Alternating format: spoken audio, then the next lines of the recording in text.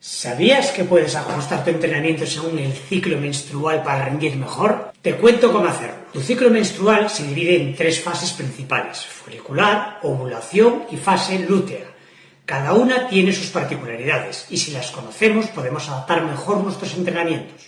Empezamos con la fase folicular, que va desde el primer día de la menstruación hasta aproximadamente el día 14. Durante los 5 primeros días aproximadamente, lo ideal es evitar entrenamientos muy intensos. Es un buen momento para mantener una carga media, nada de forzar demasiado, pero tampoco detenerse por completo. Trata de escuchar a tu cuerpo y ajusta el ritmo. En los siguientes días es normal que empieces a sentir un aumento de energía. Aprovecha este subidón para hacer entrenamientos intensos. Es un buen momento para trabajar la fuerza máxima, fuerza explosiva, hacer series de velocidad y meter sesiones de alta intensidad. Cuando llegues a la ovulación, hacia el día 14, el estrógeno está al máximo. Esto puede darte un impulso extra. Es como si tu cuerpo te estuviera diciendo ¡vamos a por todas!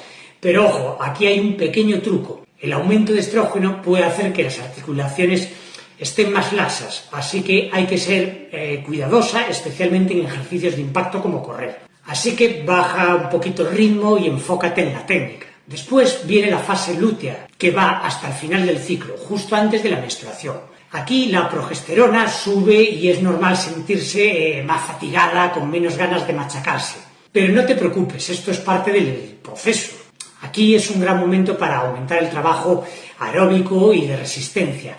Haz entrenamientos largos a baja intensidad, los típicos fondos, y aprovecha para mejorar tu capacidad cardiovascular. Finalmente, del día 25 al 28 es un momento ideal para programar una pequeña descarga. Baja la intensidad, trabaja la movilidad, céntrate en una recuperación activa. Esto te ayudará a llegar con energía renovada al próximo ciclo.